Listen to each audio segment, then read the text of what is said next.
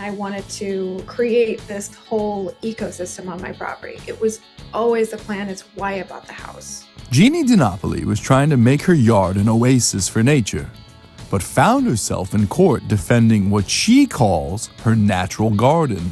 So there's natural gardens, there's permaculture, there's a way of growing things in which you're not fighting with the environment, you're using what the environment wants to do in order to have success. Part of it is planting native things and creating an ecosystem where your yard is so overcome with pollinators.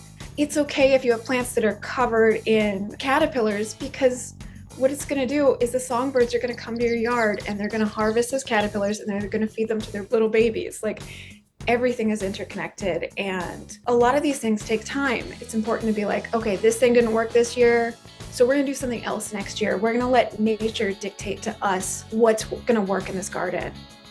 It lowers the temperature in the area. It increases the songbirds. It increases flower population. And in a lot of ways, it can reduce pest control. By having a balanced ecosystem, you don't have like a stronger presence of one thing that's preventing the other from surviving. However, her Catskill, New York yard received some negative attention from town officials. Some have been trying to get her to cut it, saying it violates town codes. I think that a lot of the issue is aesthetic opinion. I think that code enforcement does not like the way that my yard looks. They've come to my property and told me that my house looks abandoned, and that, I don't want to sound like your father, but, women like living in houses that look abandoned are more susceptible to crime. And, why can't you just make your lawn look like everybody else's? And I've explained to them what I like, and they're like, look at your neighbors' yards. Aren't they more beautiful? Make your yard look like that. I'm like, this is my property. I want to make it look the way I envision it. It's not dangerous, it's not hurting anyone. And how much do I owe to my neighbors for them to like my property? But also, if enough of my neighbors like my property, can I keep it? Officials also told DiNapoli that neighbors are complaining about mice and ticks that they say her yard has brought to the area. I'm on my hands and knees in my garden every day. I work hours and hours. I haven't had a single tick on my body all season. I've got a big dog that is hot and full of hot dog blood, and I haven't found any ticks on him either. This past summer, the town of Catskill ordered her to mow it.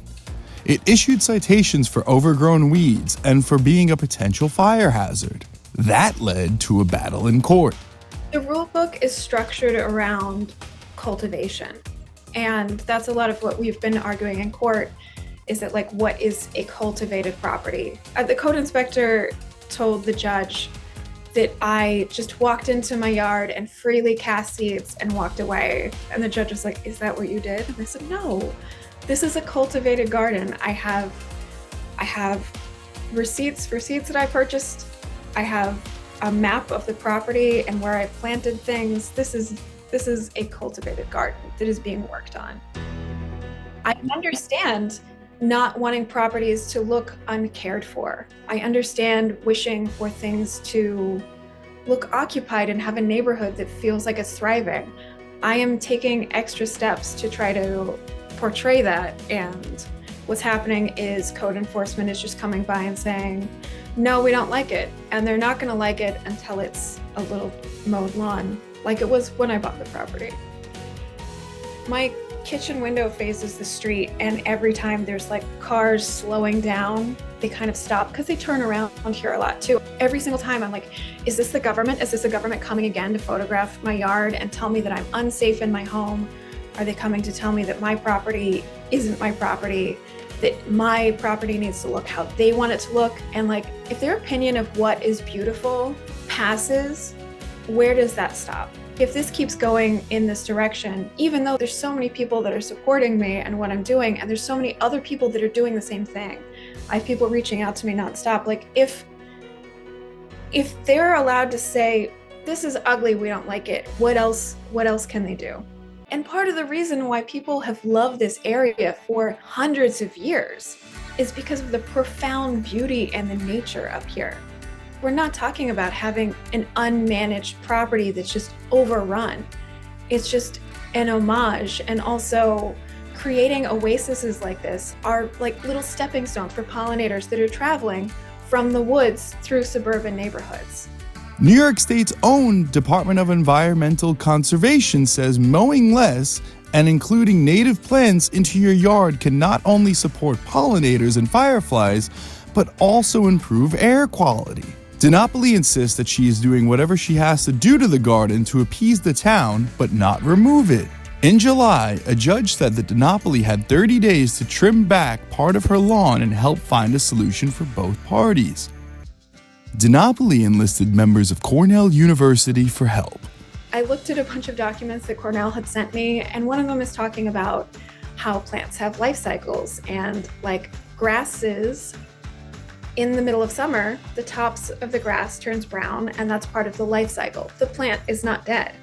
The roots are still alive, things are still happening, and in the fall, as it gets cooler, that part of the, more plants will grow again. Having a whole yard full of dead plants could potentially be dangerous. I don't have that, but also it makes me think if I had a lawn in my yard that was mowed under 10 inches and the whole lawn was dead, there's no ordinance about having dead plants. That sounds like it'd be more dangerous to me, but there aren't ordinances about that. In early September, DiNapoli returned to court. A judge gave his verdict in the case and said her recent efforts at tidying the lawn will not get her fined nor penalized. The judge also said that she will need to continue cleaning it up, and DiNapoli will have to maintain the tall grass areas below 10 inches and plant more flowers. DiNapoli could have faced fines up to $1,000 every day she was out of compliance if the judge had not ruled in her favor.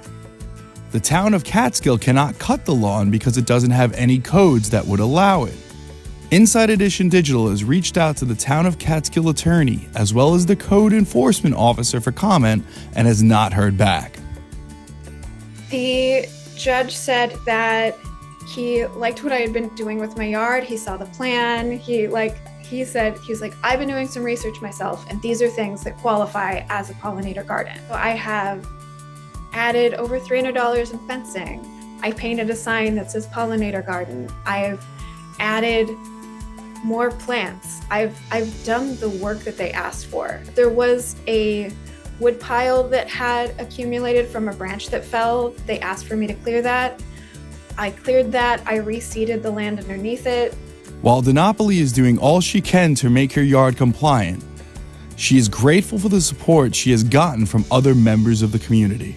It's overwhelming in both a good and a bad way, the same way that sometimes seeing something really beautiful is overwhelming.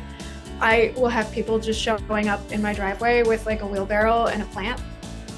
The other day I had this guy loop around in his pickup truck, and he looked just like Hulk Hogan, and he rolled down his window, and I was like, oh my God, what's going to happen? And he's like, I love your yard. And it was so sweet, and it's really nice to have so many people reaching out. It feels very nice to be so supported, but it also feels, because I'm so supported, I have a responsibility to keep their good faith in me going and continue doing this fight. It would feel somehow dishonest to have so many people supporting me and then to give up.